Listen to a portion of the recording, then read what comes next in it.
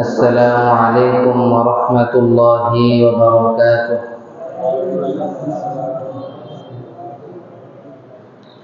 إن الحمد لله نحمده ونستعينه ونستغفره ونؤمن به ونتوكل عليه ونعوذ بالله من شرور أنفسنا ومن سيئات أعمالنا. من يهده الله فلا مضل له ومن يضلله فلا هادي له. ونشهد أن لا إله إلا الله وحده لا شريك له.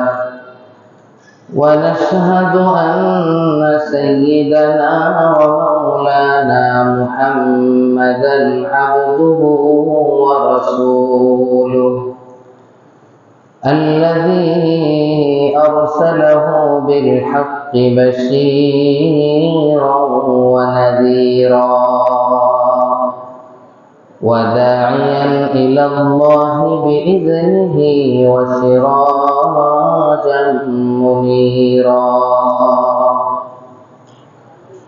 أما بعد، فقد قالت عائشة رضي الله تعالى عنها: خرج النبي صلى الله عليه وسلم غداة وعليه مرط مرحل من شعر أسود،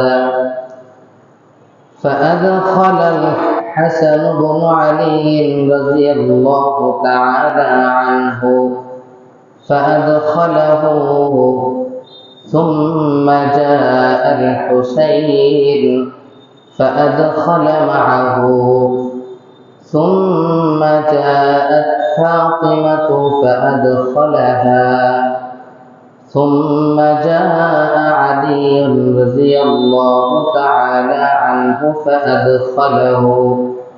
فقال النبي صلى الله عليه وسلم: إنما يريد الله ليذهب عنكم الرجس أهل البيت ويطهركم تطهيرا. آمنت بالله صدق الله مولانا العظيم وصدق رسوله النبي الكريم، ونحن على ذلك لمن الشاهدين والشاكرين، والحمد لله رب العالمين। আলহামদুলিল্লাহ, মহান আল্লাহ রব্বুল আলামিনের দরবারে শুকরিয়া আদায় করি, যিনি আমাদেরকে আজকে মুহররম মাসের 17 তারিখ জুমার দিন আল্লাহ রব্বুল আলামিন জুমার নামাজ আদায় করার লক্ষ্যে মসজিদে আসার তৌফিক দান করেছেন। সেজন্য সকলেই শুকরিয়া আদায় করি, বলে আলহামদুলিল্লাহ। সম্মানিত হাজিরিন, গত সপ্তাহে আলোচনা করেছিলাম 10 মুহররমের দিনে এর তাৎপর্য ছিল আল্লাহ রব্বুল আলামিন হযরত মূসা আলাইহিস সালাম এবং তার জাতি বনি ইসরাইলকে ফিরআউন এবং তার সৈন্যবাহিনী থেকে মুক্তি দান করেছিলেন। এটি ছিল তাৎপর্য। এর শুকরিয়া স্বরূপ হযরত মূসা আলাইহিস সালাম 10 তারিখে রোজা রাখতেন। নবীজি সাল্লাল্লাহু আলাইহি ওয়াসাল্লাম তিনিও রেখেছেন, আমাদেরকেও রোজা রাখার আদেশ করেছেন।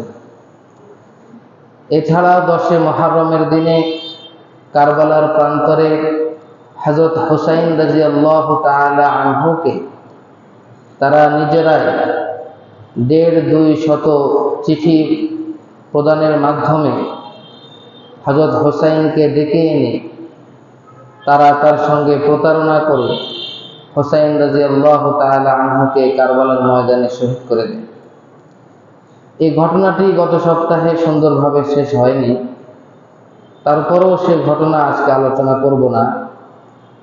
আজকে আলোচনা করব হযরত হুসাইন রাদিয়াল্লাহু তাআলা আনহুকে স্মরণ করে 10 মুহররমের দিনে আমাদের দেশ কিংবা বহির্দেশে যে সকল কার্যকলাপ অনুষ্ঠিত হয়, তাজিয়া মিছিল বের করা হয়, শোক প্রকাশ করা হয়, কালো কাপড় পরিধান করা হয়, আগুনের অঙ্গার বিছিয়ে রেখে আগুনের অঙ্গারের উপরে পা দিয়ে চলাচল করা হয় ইত্যাদি বিভিন্ন এই বিষয়গুলো যেগুলো করে থাকে বর্তমান পৃথিবীর একটি সম্প্রদায়, যাদেরকে শিয়া বলা হয়। সেই শিয়া সম্প্রদায়ের উৎপত্তি কোথা থেকে, শিয়া সম্প্রদায়কে প্রতিষ্ঠা করল কে, সেখান থেকে কিঞ্চিত আলোচনা করে এদের আকীদা কি কি এবং এই আকীদাগুলো ইসলামের দৃষ্টিকোণ থেকে কতটুকু সঠিক, এই বিষয়গুলো নিয়ে আজকে আলোচনা করব ইনশাআল্লাহ। সর্বপ্রথম আমরা আসি, আপনারা যদি মনে করেন হুজুরের কাছ থেকে সুর টুর দিয়ে এরকম ঘটনা হবে না। আজকের আলোচনা হবে গুরুত্বপূর্ণ একটি টপিক নিয়ে, ঈমান আকীদা বিষয়। আমরা যেন কেউ শিয়াদের প্ররোচনায় পড়ে কেউ শিয়া না হয়ে যায়, সেই সতর্ক করার জন্যই মূলত আজকের এই বয়ান। সর্বপ্রথম নবীজি সাল্লাল্লাহু আলাইহি ওয়াসাল্লাম যখন মদিনাতে আসলেন, মদিনাতে তখন ইহুদিদের বড় মর্যাদা ছিল। মদিনাতে তখন ইহুদিদের উপাসনালয় ছিল, ইবাদতখানা ছিল। মদিনাতে ইহুদিদের অনেক বড় বড় আলেম ছিল। এই সকল আলেমদের বড় কদর ছিল। মানুষ বিভিন্ন প্রয়োজনে সেই সকল ইহুদি পণ্ডিতদের কাছে যেত, তাদেরকে হাদিয়া নজরানা পেশ করত, তাদের কাছ থেকে মাসআলা জানত। কিন্তু যখন মুহাম্মদ সাল্লাল্লাহু আলাইহি ওয়াসাল্লাম যখন মদিনাতে আগমন করলেন, তখন আস্তে আস্তে তাদের মর্যাদা, তাদের প্রভাব প্রতিপত্তি আস্তে আস্তে ম্লান হতে লাগলো। কারণ এখন যে নবী এসেছেন, এই নবী আসার পরে পূর্বেকার সকল ধর্ম, ইহুদি ধর্ম কিংবা খ্রিস্টান ধর্ম, সব রহিত হয়ে গেছে।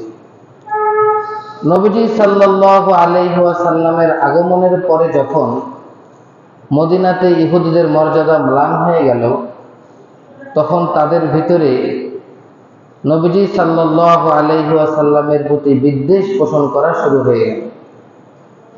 নবী মুহাম্মাদের কারণে তাদের মর্যাদা শেষ। যখন ইহুদিদের ভিতরে বিদ্বেষ এসে গেল, তখন তারা নবীজি সাল্লাল্লাহু আলাইহি ওয়াসাল্লামের সঙ্গে যে চুক্তিগুলো ছিল, এই চুক্তিগুলো, ওয়াদাগুলো ভঙ্গ করা শুরু করল। এবং কি করে ইসলামকে এবং ইসলামের নবী মুহাম্মদকে এবং মুসলমানদেরকে এই মদিনা থেকে উৎখাত করে এই পৃথিবী থেকে নিশ্চিহ্ন করা যায়, সেই ষড়যন্ত্র করার জন্য তারা গুরুত্ব নিয়ে বসে গেল। এহেন পরিস্থিতিতে মুহাম্মদ সাল্লাল্লাহু আলাইহি ওয়াসাল্লাম মদিনা থেকে তাদেরকে বহিষ্কার করে দিল। তারা মদিনাতে ঠাঁই পেল না। মদিনা থেকে বের হয়ে তারা খায়বারে চলে গেল। আপনারা উত্তর দিন, খায়বারে কারা চলে গেল? মদিনায় যে সকল ইহুদিরা ছিল তারা চলে গেল। কেন চলে গেল? তাদের ষড়যন্ত্র নবী মুহাম্মদ টের পেয়েছিল। এই জন্য নবী মুহাম্মদ তাদেরকে বহিষ্কার করলেন। তারা মদিনা থেকে চলে গিয়ে খায়বারে অবস্থান করা শুরু করল। পরবর্তীতে খায়বার থেকেও তাদেরকে তাড়ানো হয়েছে। এভাবে দিনের পর দিন নবী মুহাম্মদ সাল্লাল্লাহু আলাইহি ওয়াসাল্লামের দাওয়াতের মিশন চলতে লাগলো এবং দিনের পর দিন ইসলামের এলাকা বিস্তীর্ণ হতে লাগলো। দলে দলে মানুষ ইসলাম গ্রহণ করতে লাগলো। হযরত আবু বকর সিদ্দিক রাদিয়াল্লাহু তাআলা আনহু এবং ওমর রাদিয়াল্লাহু তাআলা আনহু এর জামানায় এই দীর্ঘদিন পর্যন্ত মুসলমানদের পৃথিবীর বিভিন্ন অঞ্চলে ইসলাম প্রতিষ্ঠিত হয়ে গেল। ইহুদিদের অন্তরে হিংসা এবং বিদ্বেষের আগুন দাও দাও করে জ্বলছিল। তাদের ষড়যন্ত্র থেমে থাকেনি। তারা ষড়যন্ত্র করছিল এমনভাবে যে কিভাবে ইসলামের মূলোৎপাটন করা যায়। তারা চিন্তা করল, যেভাবে ইসলাম বিজয় হতে চলেছে, ইসলামকে রোধ করার মতো শক্তি দুনিয়াতে তখন ছিল না। কিভাবে ইসলামকে রোধ করা যায়? ইসলামের বিজয়কে থামানোর জন্য, ইসলামের বিজয়কে রোধ করার জন্য তারা ষড়যন্ত্র করল যে তাদের সামনে যদি মোকাবেলা করার জন্য যাওয়া হয় তাহলে এটা কোশ্চিনকালে সম্ভব হবে না। অতএব তাদেরকে শেষ করার জন্য, তাদের এই বিজয়কে থামানোর জন্য কিছু মানুষকে মুসলমানের ভেষ ধরে কিছু মানুষকে তাদের ভিতরে প্রবেশ করায় দিতে হবে। যদি মুসলমানদের ভিতরে ইহুদিরা মুসলমানদের ভেষ ধরে প্রবেশ করে তাহলে এদের ভিতরে থেকে কিছু বিষ ছড়ানো যাবে, ষড়যন্ত্রের বিষ। সেই মর্মেই ইয়ামানের সনআ নগরীতে একজন বসবাস করত। তার নাম হলো আব্দুল্লাহ বিন সাবা। কি নাম? আব্দুল্লাহ বিন সাবা। আব্দুল্লাহ বিন সাবা, তার ভিতরে এতটাই বিদ্বেষ, এতটাই হিংসা এবং বিদ্বেষ তার ভিতরে দাও দাও করে জ্বলছিল যে সে স্থির থাকতে পারতেছিল না মুসলমানদের বিজয় দেখে। তখন সে দৃঢ় সংকল্প করল, আমাকে মদিনায় যেতে হবে। সে থাকে ইয়ামানের সনআ নগরী। মদিনায় সে আসলো কখন? হযরত আবু বকর এবং ওমর রাদিয়াল্লাহু তাআলা আনহুর যুগে সে সাহস পায় না। সে হযরত ওসমান রাদিয়াল্লাহু তাআলা আনহুর যুগে সাহস পেয়েছে। সে ইয়ামানের সনআ নগরী থেকে মদিনাতে আগমন করলো হযরত ওসমান রাদিয়াল্লাহু তাআলা আনহুর জামানায়। হযরত ওসমান গনি রাদিয়াল্লাহু তাআলা আনহু অত্যন্ত নরম হৃদয়ের মানুষ ছিলেন। তিনি পূর্ব থেকে অনেক ধনাঢ্য ছিলেন। তিনি তার সম্পদ দ্বারা ইসলামের অনেক উপকার করেছে, ইসলামের অনেক খেদমত করেছে। যেমন হযরত ওসমান গনি রাদিয়াল্লাহু তাআলা আনহু নিজের সম্পদ দিয়ে গোলাম ক্রয় করে তাকে আজাদ করে দিতেন। হযরত ওসমান গনি রাদিয়াল্লাহু তাআলা আনহু মসজিদে নববীর জায়গা ক্রয় করে মসজিদ নববীর জন্য অক্ষ করে দিয়েছেন। হযরত ওসমান গনি রাদিয়াল্লাহু তাআলা আনহু বিভিন্ন পানি পান করার কূপ ক্রয় করে মানুষের জন্য অক্ষ করে দিয়েছেন, মানুষকে দিয়েছেন। হযরত ওসমান গনি রাদিয়াল্লাহু তাআলা আনহু বিভিন্ন বাগ বাগিচা, বিভিন্ন বাগান ক্রয় করে মুসলমানদেরকে দিয়েছেন। এরকম ছিলেন ওসমান গনি, বড় নরম হৃদয়ের মানুষ, খুব দাতা, দয়াশীল, দানশীল ছিলেন। আব্দুল্লাহ বিন সাবা মদিনায় চলে আসলো। মদিনায় চলে আসার পরে ওসমান গনি রাদিয়াল্লাহু তাআলা আনহুর কাছে আবেদন করল যে আমাকে সরকারি চাকরি দান করা হোক। হযরত ওসমান গনি রাদিয়াল্লাহু তাআলা আনহু তার প্রতি আস্থা না পাওয়ার কারণে তার প্রস্তাব গ্রহণ করেন। আব্দুল্লাহ বিন সাবা যে প্রস্তাব করেছিল সরকারি চাকরির, হযরত ওসমান গনি রাদিয়াল্লাহু তাআলা আনহুর এখানে আস্থা পাননি, এই জন্য তাকে সরকারি চাকরি দেওয়া হয় না। এই কারণে আব্দুল্লাহ বিন সাবা সে শুরু করলো ওসমান গনি রাদিয়াল্লাহু তাআলা আনহুর বিরুদ্ধে প্রোপাগান্ডা এবং অপপ্রচার চালানো। সে শুরু করে দিল যে ওসমান যে এত দান করে, এটা কোত্থেকে দান করে? ওসমান রাদিয়াল্লাহু তাআলা আনহু এত দান করে, এগুলা হলো সব সরকারি কোষাগার বাইতুল মাল থেকে দান করে, নিজের থেকে দান করে না। অথচ এটা সত্য নয়। ওসমান গনি রাদিয়াল্লাহু তাআলা আনহু খলিফা হওয়ার আগে থেকেই তিনি ইসলামের জন্য এত খেদমত করে যাচ্ছেন।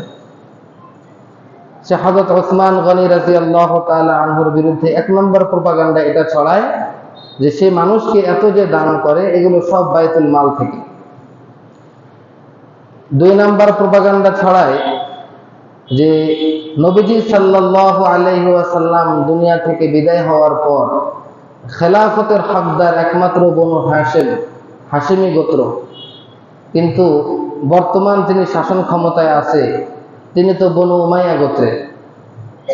সুতরাং ওসমান গনি রাদিয়াল্লাহু তাআলা আনহু যে খলিফা হয়ে আছেন, এই খলিফার অধিকারী এই ব্যক্তি নয়, সে হকদার নয়। এরকম যখন প্রোপাগান্ডা অপপ্রচার চালাতে শুরু করলো, ওসমান গনি রাদিয়াল্লাহু তাআলা আনহুর কানে যখন এই খবর পড়লো, ওসমান গনি রাদিয়াল্লাহু তাআলা আনহু আব্দুল্লাহ বিন সাবাকে মদিনা থেকে বহিষ্কার করে দিলেন। আব্দুল্লাহ বিন সাবা এই দুর্ধর্ষ, এই চক্রান্তকারী, এই তার ষড়যন্ত্র থেকে এখনো বসে যায়নি। সে মদিনা থেকে বের হয়ে সে ইরাকে চলে গেছে, বসরা, ইরাকের একটি শহর বসরা। বসরায় যাওয়ার পরে সেখানে গিয়ে এই দুইটি প্রোপাগান্ডা, একটি ওসমান বাইতুল মাল থেকে মানুষকে এত দান করে, দ্বিতীয় খেলাফতের হকদার তো বনু হাশিম গোত্রের মানুষেরা, কিন্তু বনু উমাইয়ারা কেন শাসন করবে, এগুলো মিথ্যা কথা। এই দুইটার পাশাপাশি বসরাতে সে আরো একটি অপপ্রচার শুরু করলো, সেটি হলো আহলে বাইতের অতিরঞ্জিত মর্যাদা দেওয়া, অর্থাৎ নবী পরিবারের মর্যাদা ক্ষেত্রে সে অতিরঞ্জিত করা শুরু করলো। অতিরিক্ত কোনো জিনিসই ভালো নয়, যেটা শরীয়তে যে মাপ থাকে সেই মাপে থাকাই ভালো। সে নবী পরিবার আহলে বাইত সম্পর্কে অতিরঞ্জিত বলা শুরু করল, মর্যাদা দেওয়া শুরু করল। এখানকার গভর্নর যখন টের পেল তার এই অপকর্মগুলো, তখন বসরার গভর্নর আব্দুল্লাহ বিন সাবাকে বসরা থেকেও বহিষ্কার করে দেয়। বসরা থেকে বহিষ্কৃত হওয়ার পরে আব্দুল্লাহ বিন সাবা চলে যায় ইরাকের আরেকটি নগরী কুফা। কুফা নগরীতে যখন গেল, সেখানে গিয়ে তার জন্য পরিবেশটা কিছু অনুকূল ছিল। কেন অনুকূল ছিল? কারণ কুফা নগরীর কিছু মানুষ তৎকালীন গভর্নরের প্রতি আগে থেকেই কিছুটা বিরূপ মন্তব্যকারী, বিপক্ষে কিছু মানুষ তৈরি হয়েছে, যার কারণে কুফা নগরীতে গিয়ে সে তার পরিবেশটা, সে যে মিশন নিয়ে গিয়েছে এই মিশনটার জন্য কিছু অনুকূল পরিবেশ পায়। কুফা নগরীর গভর্নর যখন এই অবস্থা টের পেয়ে যায়, তখন কুফা নগরীর গভর্নর আব্দুল্লাহ বিন সাবাকে ডেকে সেখান থেকে বহিষ্কার করে দেয়। এখন সে কুফা থেকেও বহিষ্কৃত। কুফা থেকে বহিষ্কৃত হওয়ার পরে আব্দুল্লাহ বিন সাবা চলে যায় সিরিয়ার দামেস্কে। দামেস্কে যখন চলে যায়, সেখানে যিনি গভর্নর ছিলেন হযরত আমিরে মুআবিয়া রাদিয়াল্লাহু তাআলা আনহু, তিনি অত্যন্ত বুদ্ধিমত্তার অধিকারী, অত্যন্ত জ্ঞানী হওয়ার কারণে আব্দুল্লাহ বিন সাবা সেখানে হযরত ওসমান গনি রাদিয়াল্লাহু তাআলা আনহুর বিরুদ্ধে কোনো প্রোপাগান্ডা ছড়াতে ভয় পাচ্ছিল। এক পর্যায়ে আব্দুল্লাহ বিন সাবা নবীজির একজন বিশিষ্ট সাহাবী হযরত কতাদা রাদিয়াল্লাহু তাআলা আনহুকে বলল এই ওসমান গনি রাদিয়াল্লাহু তাআলা আনহু সম্পর্কে। তখন হযরত কতাদা রাদিয়াল্লাহু তাআলা আনহু তিনি বললেন যে তোমাকে তো আমার কাছে ইহুদি মনে হচ্ছে। আব্দুল্লাহ বিন সাবাকে ডাইরেক্ট বলল হযরত কতাদা রাদিয়াল্লাহু তাআলা আনহু যে তোমাকে তো ইহুদি মনে হচ্ছে।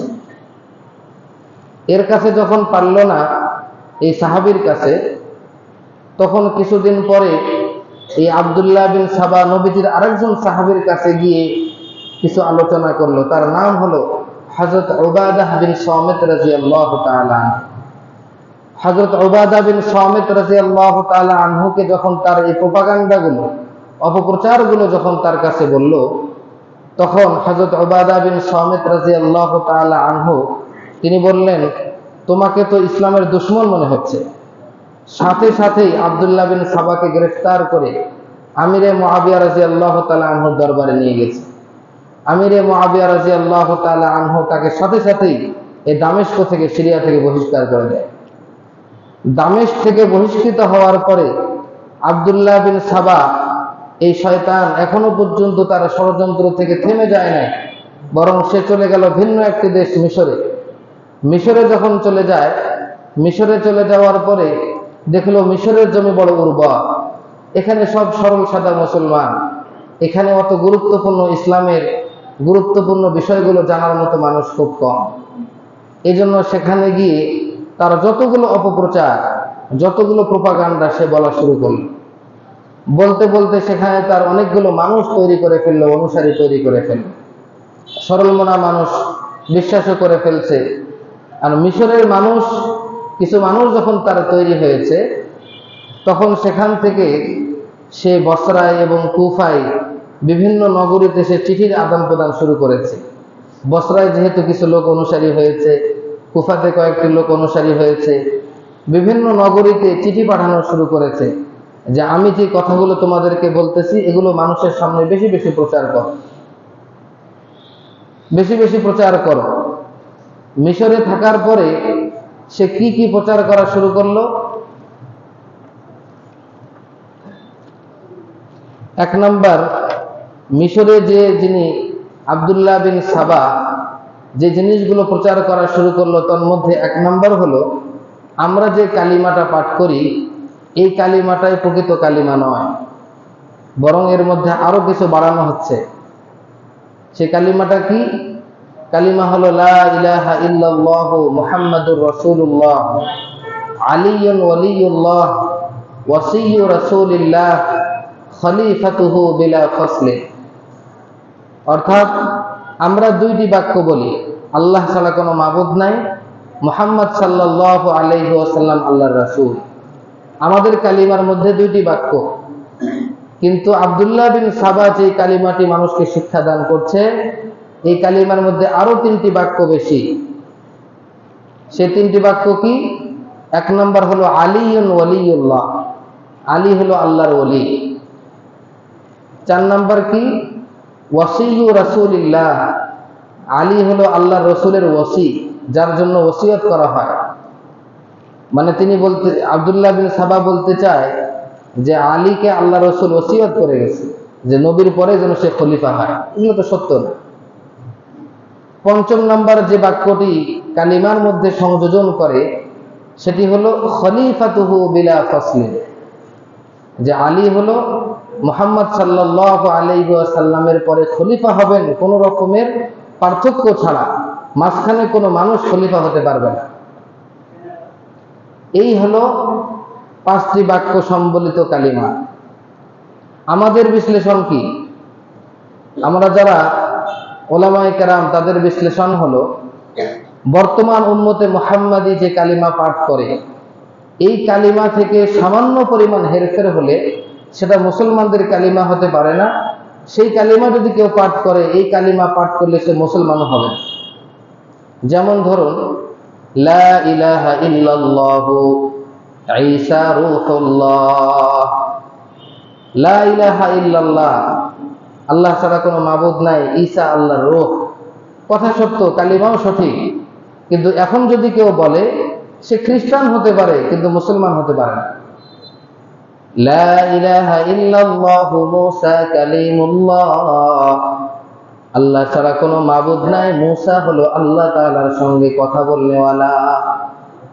এই কথা বললে একজন ব্যক্তি ইহুদি হতে পারে, কিন্তু কোন ওই ব্যক্তি এই কালিমা পড়ে মুসলমান হতে পারবে না। পারবে নাকি? ঠিক তেমনি ভাবে সেই এখন যে কালিমা আব্দুল্লাহ বিন সাবা মানুষকে শেখাচ্ছে, লা ইলাহা ইল্লাল্লাহু মুহাম্মাদুর রাসূলুল্লাহর পাশাপাশি আলিয়ুন ওয়ালিয়ুল্লাহ ওয়াসিয়্যু রাসূলিল্লাহ খলিফাতুহু বিলা ফাসলিন, এই আকীদা যদি কোনো ব্যক্তি পোষণ করে এবং এই কালিমা পাঠ করে, সে কোশ্চিন কালেও সঠিক অর্থের মুসলমান সে হবে না। কেন? এটা তো ইসলামের কালিমা নয়। কথা কি বোঝা আসছে? দুই নাম্বার, আব্দুল্লাহ বিন সাবা মানুষের সামনে যে অপপ্রচার এবং প্রপাগান্ডা শুরু করে দেয়, সেই দুই নাম্বার হলো সে মানুষকে বলে, এখন আমাদের মাঝে যে কোরআনুল কারীমটা বিদ্যমান আছে এটি আসল কোরআন নয়। আসল কোরআন হযরত ওসমান সে আগুন দিয়ে জ্বালিয়ে দিয়েছে, আসল কোরআন বর্তমান উপস্থিত নাই। কথা কি বুঝে আসছে? এটা সে মানুষকে বলা শুরু করলো। তার মানে এই আব্দুল্লাহ বিন সাবা যে সকল অপপ্রচার শুরু করে দিয়েছে, এর কথা অনুযায়ী কেউ কালিমা পড়লেও মুসলমান হবে না। এর কথা অনুযায়ী কালামুল্লাহ সম্পর্কে এরকম আকীদা পোষণ করে যে এই কালামটা আল্লাহর কালাম নয়, তাহলে তার ঈমানও থাকবে না। থাকবে? থাকবে। এই কালাম সম্পর্কে মানুষকে বলা শুরু করলো যে মূল কোরআন জ্বালিয়ে ফেলে দিয়ে এখন যে 30 পারা এটা বানানো হয়েছে, এটি হলো বানানো কোরআন। এভাবে 2 নাম্বার বিষ ছড়ানো শুরু করেছে। 3 নাম্বার যে বিষয়টি মানুষের সামনে অপপ্রচার চালানো শুরু করেছে তা হলো হযরত আলী রাদিয়াল্লাহু তাআলা আনহু সম্পর্কে অত্যধিক মহব্বত ব্যক্ত করা। আলী রাদিয়াল্লাহু তাআলা আনহু সম্পর্কে বলেছে, নবীজির পরে একমাত্র খেলাফতের হকদার হযরত আলী রাদিয়াল্লাহু তাআলা আনহু। এটা আব্দুল্লাহ বিন সাবার বক্তব্য। আর আবু বকর, ওমর, ওসমান যে খলিফা হয়েছে, এগুলো হলো হযরত আলীর কাছ থেকে খেলাফত ছিনতাই করে নিয়েছে। হযরত আলীর কাছ থেকে খেলাফতকে ছিনতাই করে নেওয়া হয়েছে। এই জন্য প্রত্যেকটা মুসলমানের উচিত এই সমস্ত খলিফাদেরকে যথাসম্ভব অভিশাপ দেওয়া। কি দেওয়া? এটা হলো আব্দুল্লাহ বিন সাবার বক্তব্য। যেহেতু আলী রাদিয়াল্লাহু তাআলা আনহুর কাছ থেকে খেলাফত ছিনতাই করা হয়েছে, এই জন্য আবু বকর, ওমর, ওসমান সহ সাহাবীদেরকে তো মানেই না, এই সমস্ত খলিফাদেরকেও মানে না, বরং তাদের উপর অভিশাপ করতে হবে যথাসম্ভব, যে যতখানি পারে। এটি হলো তাদের বক্তব্য। আমাদের বক্তব্য কি? আমাদের বক্তব্য হলো যে কোরআন, যে নামাজ, যে ইসলাম আল্লাহ রসুলের পক্ষ থেকে স্বয়ং ডাইরেক্ট সাহাবায়ে কেরাম শিক্ষা অর্জন করেছে, এই সাহাবীদেরকেই যদি তুমি বিশ্বাস না করো, আর এই সকল সাহাবীদেরকে তুমি যদি লানত করো যাদের উপরে আল্লাহ রাব্বুল আলামিন সন্তুষ্ট বলে রাদিয়াল্লাহু আনহুম ওয়া রাদু আন কোরআনে ঘোষণা এসেছে, এর বিপরীতে আল্লাহ যাদের উপর সন্তুষ্ট তাদের উপর তুমি অভিশাপ দাও, তাহলে এমত অবস্থায় সাহাবাদের প্রতি ঈমান থাকবে না, তখন আমাদের কোরআনটাই হয়ে যাবে বেকার। সাহাবাদেরকে বিশ্বাস করি না, সাহাবাদের মাধ্যমে যে কোরআন এসেছে এটাও তো বিশ্বাস হবে না। হবে নাকি? এগুলো একটু বোঝার জন্য আপনাদেরকে বলা হচ্ছে।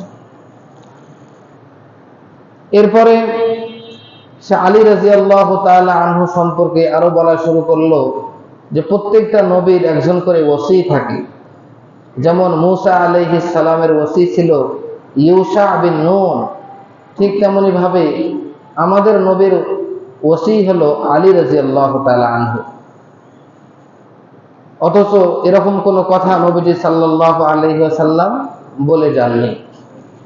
এরপরে সে মানুষের সামনে আরো একটি বিষয়, মিশরে বসে, বসরায়, কুফায় চিঠির মাধ্যমে আরো যে সকল বিষয় অপপ্রচার প্রপাগান্ডা চালানো শুরু করে, তার মধ্যে একটি আকীদা, সেটি হলো আকীদায়ে ইমামত। কি নাম? আকীদায়ে ইমামত। মানে কি? মানে হলো প্রত্যেকটা মুসলমান যেমন আল্লাহ তাআলার একত্ববাদে বিশ্বাসী, রাসূল করিম সাল্লাল্লাহু আলাইহি ওয়াসাল্লামের রিসালাতে বিশ্বাসী, আখিরাতের উপর বিশ্বাসী, ঠিক তেমনি ভাবে প্রত্যেকটা মুসলমানকে ইমামতের উপরও বিশ্বাস স্থাপন করতে হবে। এটি হলো আব্দুল্লাহ বিন সাবার বক্তব্য। এটার দ্বারা কি বলতে চায়? আব্দুল্লাহ বিন সাবা এটার দ্বারা বলতে চায় যে নবীজির পরে আল্লাহর পক্ষ থেকে 12 জন ইমাম দুনিয়াতে আসবে, এর মধ্যে প্রথম ইমাম হলো হযরত আলী। আর এই আলী যে ইমাম, ইমামতের আকীদাটা কেমন হবে? ইমামতের আকীদাটা হবে যে এই ইমামরা সকলেই নিষ্পাপ, এদের কোনো অপরাধ নাই, গুনাহ নাই। এদের মর্যাদা কেমন? প্রত্যেকটা ইমামের মর্যাদা এমন হবে যে এরা আল্লাহ রাব্বুল আলামিনের এত নিকটে, যেরকম নিকটে পৃথিবীর কোনো নবীও যেতে পারে না। এটি হলো আব্দুল্লাহ বিন সাবা ইমামত সম্পর্কে এই আকীদা মানুষকে দিয়ে গেছে। এরকম ইমাম 12 জন, হযরত আলী রাদিয়াল্লাহু তাআলা আনহু থেকে শুরু করে মুহাম্মদ বিন হাসান, এই ব্যক্তি পর্যন্ত এই 12 জন ইমাম, তাদের কাছে এই 12টা ইমাম এরা আল্লাহ প্রদত্ত। তারা বলে আমাদের কাছে এরকম কোন ইমাম নবী দুনিয়া থেকে চলে যাওয়ার পরে এরকম কোন ইমাম আসবে, এরকম কোন প্রমাণ আমাদের কাছে নাই, তাদের কাছে আছে। তারা ইমামদেরকে নবীর চেয়েও বেশি মর্যাদা দেয়, কিন্তু নবীর চেয়েও বেশি মর্যাদা পৃথিবীতে আল্লাহ কাউকে দেন নাই। সুতরাং এরকম নতুন কোন কুফরি আকীদায় বিশ্বাস করলেও তার ঈমান থাকবে না। এখন আমি আপনাদের সামনে বলি, তারা যে 12 জন ইমামকে মানার দাবি করে, মানে না। আমি কি বলতেছি আপনাদেরকে, তারা যে 12 জন ইমামকে মানার কথা বলে, এই 12 জন ইমামকে শুধু মানার কথাই বলে, কিন্তু মানে না। যদি তারা মানতো তাহলে তারা আর শিয়া থাকতো না। এটা আমার তাহকিক না, এটা আমার বিশ্লেষণ না, এটি আব্দুল মালিক সাহেবের বিশ্লেষণ। আল কাউসার থেকে এই বিশ্লেষণটা আমি নিয়েছি। বিশ্লেষণটা কেমন?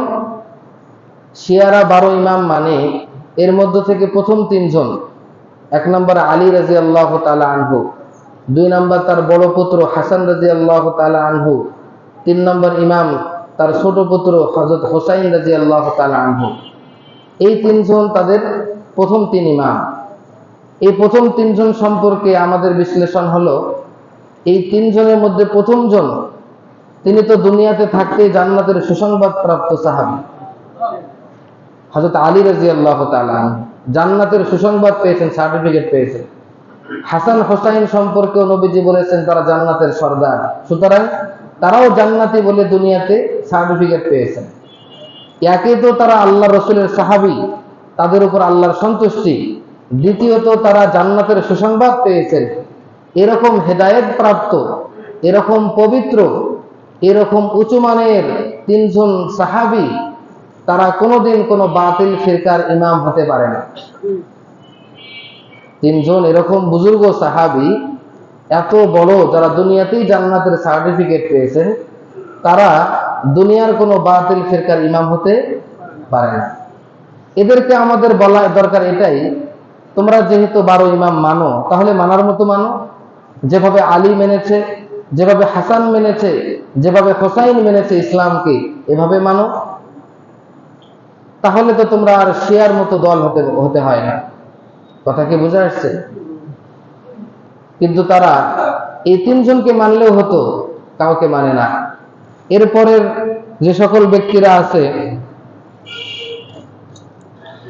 হযরত জাইনুল আবেদিন, হযরত ইমাম বাকের, হযরত জাফর সাদিক, অর্থাৎ 4 নম্বর, 5 নম্বর, 6 নম্বর ইমাম, এই 3 জন ইমাম সম্পর্কে বর্ণিত আছে, এরা 3 জন ছিলেন তাবিঈ, অর্থাৎ সাহাবায়ে কেরাম থেকে শিক্ষা লাভ করেছে। এরপরের যিনি ইমাম, তার নাম হলো মুসা কাযিম, তিনি ছিলেন তাবিঈ, অর্থাৎ তাবিঈদের ছাত্র। আর বাকি যে 12 পর্যন্ত যতজন ইমাম আছেন, এরা সকলে এদের শাগরিদ। সুতরাং আমাদের বিশ্লেষণ হলো, হযরত আলী রাদিয়াল্লাহু তাআলা আনহু থেকে নিয়ে শেষ ইমাম পর্যন্ত তোমরা যে ইমামকেই মানো, প্রত্যেকটা ইমাম ছিল আহলে সুন্নাত ওয়াল জামাতের অনুসারী। তারা কেউ শিয়া ধর্মের অনুসারী ছিল না। তাহলে আমি কি বলতে চাচ্ছি, আব্দুল্লাহ বিন সাবা মিশরে বসে থাকে, বসরা এবং কুফা বিভিন্ন নগরীতে চিঠি আদান প্রদানের মাধ্যমে তার এই মিথ্যা প্রোপাগান্ডা, ইসলাম সম্পর্কে অপপ্রচার চালাতে শুরু করে। এর মধ্যে একটি হলো আকীদায়ে ইমামত। সে মানুষকে বোঝাতে চায় যে আল্লাহ রাসূল সাল্লাল্লাহু আলাইহি ওয়াসাল্লাম বলে গেছেন যে নবীর পরে ইমাম হবে, আর এই ইমামদের মর্যাদা এত বেশি যে নবীদের থেকেও এদের মর্যাদা বেশি। এগুলো মানুষকে বোঝাতে থাকে।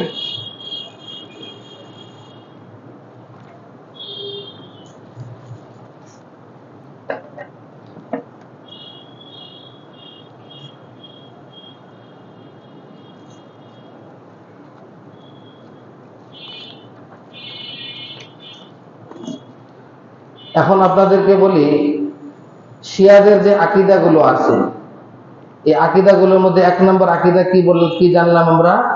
কালিমা। কালিমার মধ্যে তারা 3টি বাক্য আরো সংযোজন করে। 2 নম্বর জানলাম, তারা কোরআনুল কারীমকেই বাস্তব আছে এটা বিশ্বাস করে না, তারা বলে এই কোরআনটাই বানানো।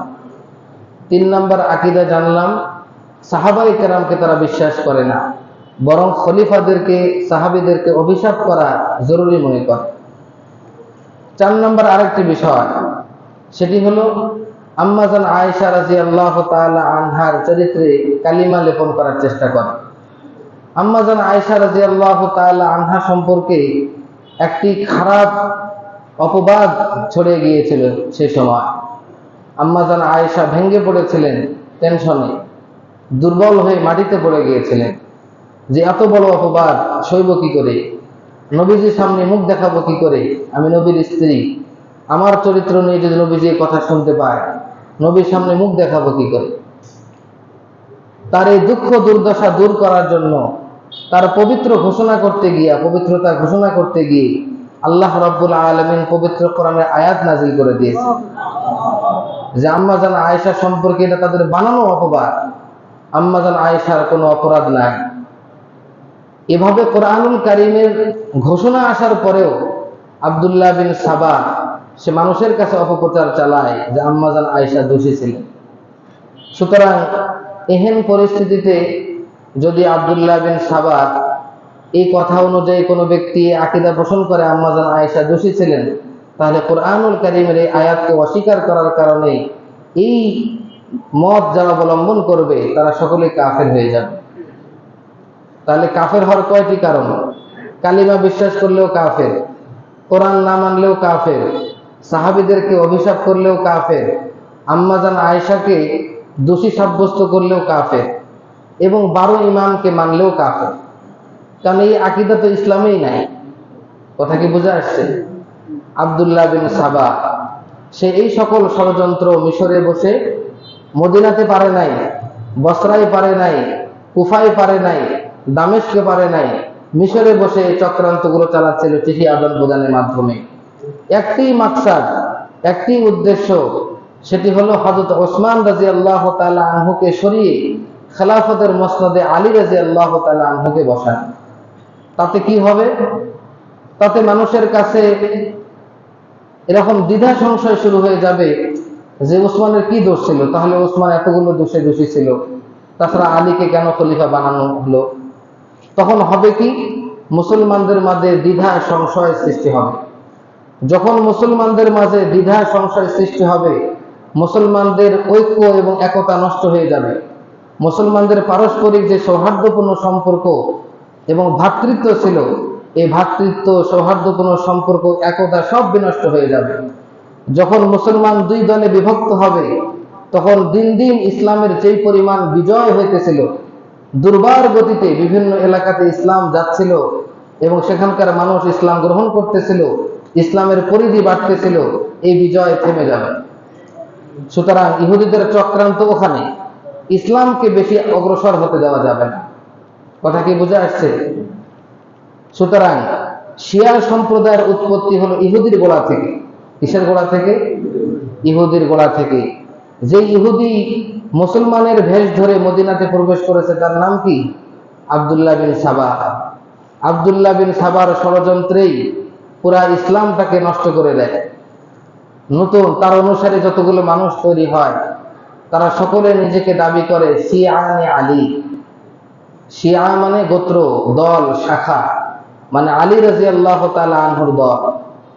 এরা আলী রাদিয়াল্লাহু তাআলা আনহুকে এতটাই ভক্তি করে যে পূর্বের খলিফা আবু বকর, ওমর, উসমান এদের কাহারও খেলাফত মানে না, কোনো সাহাবীকেই মানে না।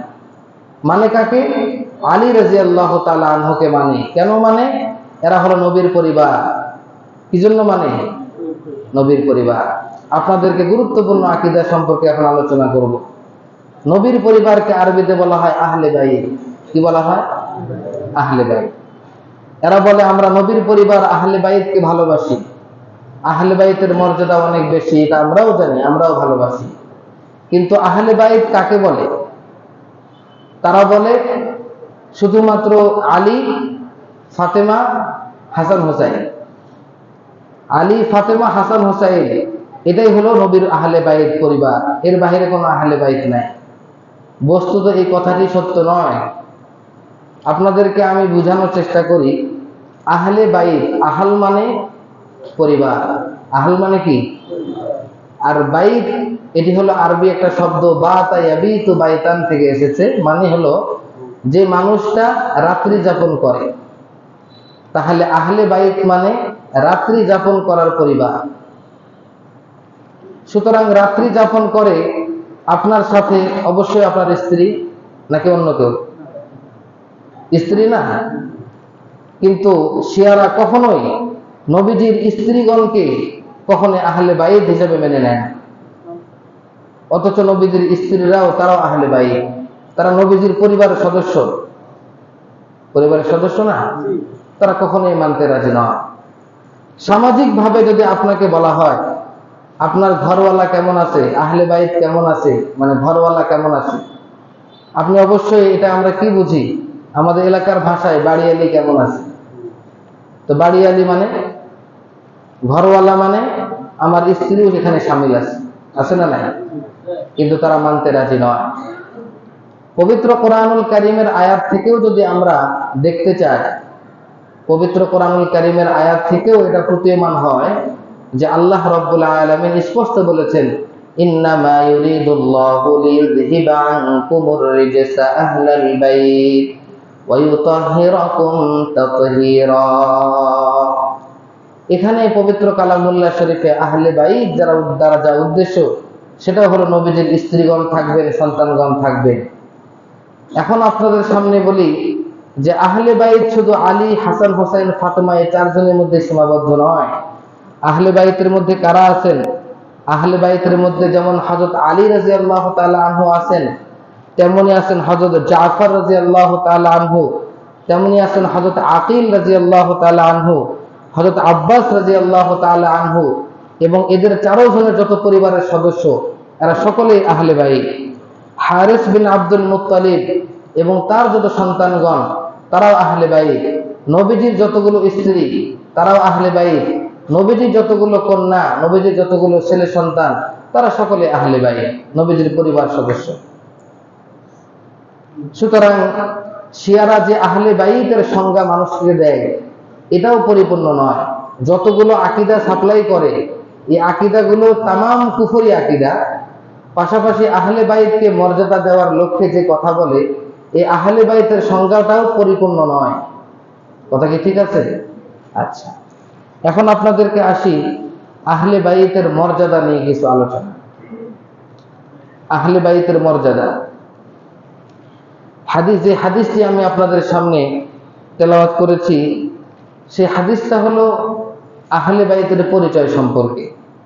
ওই হাদিসটা প্রথমে বলেছি কিন্তু বাংলা হয়ে গেছে, এখন যা আলোচনা করলাম এই বাংলা হয়ে গেছে ওই হাদিসের মধ্যে। এখন আপনাদের সামনে আহলে বাইতের মর্যাদা সম্পর্কে বলি। قال النبي صلى الله عليه وسلم أيضا للعباس عمه وقد اشتكى إليه أن بعض قريش يجفو بني هاشم। একবার নবীজির চাচা আব্বাস রাদিয়াল্লাহু তাআলা আনহু নবীজির কাছে এসে অভিযোগ করলেন, ইয়া রাসূলুল্লাহ, আন্না বা'দ কুরাইশিন ইয়াজফু বনি হাশিম, কুরাইশের কিছু মানুষ বনি হাশিমকে কষ্ট দিয়েছে। বনু হাশিম এটা কোন বংশ? যে বংশে নবীজি দুনিয়াতে আগমন করেছে, যে গোত্রে।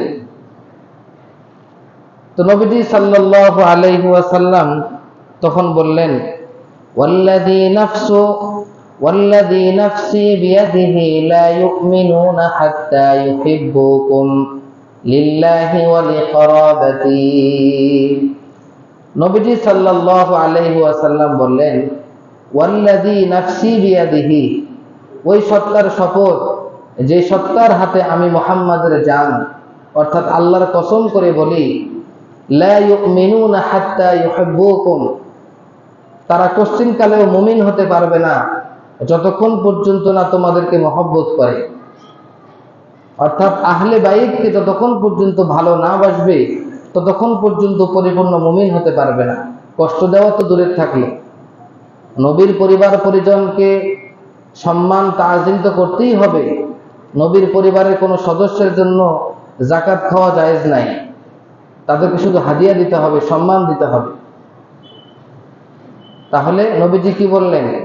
লা ইউমিনুনা হাত্তা ইউহিব্বুকুম, তারা কোশ্চিনকালেও পরিপূর্ণ মুমিন হতে পারবে না যতক্ষণ না তোমাদেরকে ভালোবাসে। তাহলে আহলে বাইতের মর্যাদা, নবী পরিবারের মর্যাদা হলো তাদেরকে পরিপূর্ণভাবে ভালো না বাসলে আমরা পরিপূর্ণ মুমিন হতে পারবো না। এরপরে নবীজি বলেন, লিল্লাহি ওয়া লিকরাবাতি, আহলে বাইতকে, নবী পরিবারকে ভালোবাসবে দুই কারণে।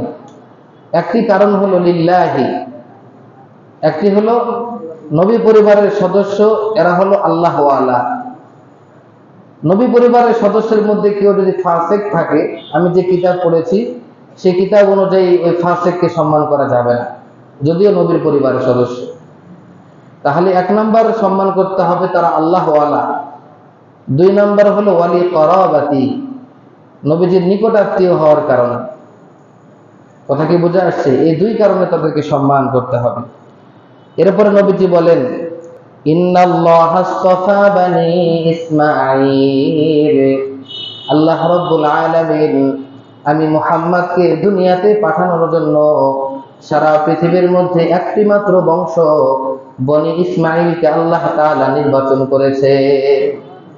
বনি ইসমাঈলে নবী মুহাম্মদকে পাঠাবেন, এজন্য সারা পৃথিবীর মধ্যে বনি ইসমাঈল বংশটাকে আল্লাহ তাআলা নির্বাচন করেছেন। ওয়াসতাফা মিন বানি ইসমাঈল কিনানাতা, বনি ইসমাঈল থেকে আল্লাহ তাআলা কিনানা গোত্রকে আল্লাহ তাআলা নির্বাচন করেছেন। ওয়াসতাফা মিন কিনানাতা কুরাইশান, বনি কিনানা থেকে কুরাইশ গোত্রকে আল্লাহ তাআলা নির্বাচন করেছেন। ওয়াসতাফা মিন কুরাইশিন বানি হাশিম, আল্লাহ তাআলা কুরাইশ বংশ থেকে বনি হাশিম গোত্রকে নির্বাচন করেছেন। ওয়াসতাফানি মিন বানি হাশিম, এবং আমি মুহাম্মদকে বনি হাশিমের মধ্য থেকে নির্বাচন করা হয়েছে। মানে আমাদের নবীকে নির্বাচন করার জন্য, পছন্দ করার জন্য, যাচাই বাছাই করার জন্য কতগুলো বংশ পার হয়েছে। আমাদের নবীকে পছন্দ করার জন্য বনি হাশিমের যত মানুষ ছিল তার মধ্যে নবীজি মুহাম্মদকে বাছাই করা হয়েছে। বনি হাশিম কার থেকে আসছে? কুরাইশ থেকে। কুরাইশের অনেকগুলো গোত্র আছে। এরপরে কুরাইশকে নেওয়া হয়েছে কেনানা থেকে, কেনানাকে নেওয়া হয়েছে বনু ইসমাঈল থেকে। এই জন্য নবীজি সাল্লাল্লাহু আলাইহি ওয়াসাল্লামের যে গোত্র, এই নবীজির এই আত্মীয়তার সম্পর্কের কারণে তাদেরকে ইজ্জত মহব্বত করতে হবে। কথা কি ঠিক আছে? তাহলে শিয়াদের আকীদা যতগুলো ছিল মোটামুটি সবগুলো আকীদা আমি বলে ফেলেছি। এই সকল আকীদার কোনো একটি আকীদা যদি আপনারা পোষণ করেন তাহলে ঈমান থাকবে না। এখানে একটি গুরুত্বপূর্ণ কথা বলতে হবে। বর্তমান যে ইরানের সবচেয়ে বড় ধর্মীয় নেতা, তার নাম কি? খমেনি। কি নাম? আয়াতুল্লাহ খমেনি সাহেব। এনারা যে মারা গেল, এনাদের জানাজায় মোটামুটি 3.5 কোটি মানুষ একত্রিত হবে বলে আমরা সোশ্যাল মিডিয়ায় দেখতেছি। তো এনার জানাজায় শরীক হওয়া মুসলমানদের জন্য যাবে কিনা? আহলে সুন্নাত ওয়াল জামাত, এটা ছিল বহু পুরাতন ফতোয়া, বহু পুরাতন আকীদা। যারা শিয়া আকীদায় বিশ্বাসী তারা তো আমাদের মতে তারা মুসলমানই নয়। হ্যাঁ, যদি তাদের আকীদার মধ্যে সংশোধন থাকে, তারা এই সমস্ত কুফরি কোনো আকীদা বিশ্বাস করে না। কিন্তু 12 ইমামকে তো মানি। পৃথিবীতে যতগুলো শিয়া সম্প্রদায়ের মানুষ আছে এর মধ্যে 85% হলো 12 ইমাম মানে। আর 12 ইমাম মানা মানে নবীদের থেকেও বেশি মর্যাদা দেয়, অথচ ইসলামে এই সকল ইমামদের কোনো জায়গায় নাই। অতএব আমাদের মতে তারা কাফের। এখন রাজনৈতিকভাবে ইসলামের পক্ষ হয়ে যদি তারা আমেরিকার সঙ্গে, ইসরায়েলের সঙ্গে যুদ্ধ করে, এই ক্ষেত্রে তো ভালো কথা, এটা সমস্যা নাই। কিন্তু ঈমান আকীদার প্রশ্নে তারা আমাদের সাথে একমত হবে না। এই জন্য আমাদের কাছে তাদের ঈমান নাই, তারা কাফের। যতই নামাজ পড়ুক কোনো লাভ হবে না। আল্লাহ তাআলা আমাদেরকে বোঝার তৌফিক দান করুন। যা আলোচনা করেছি ভুল ভ্রান্তি আল্লাহ তাআলা ক্ষমা করুন।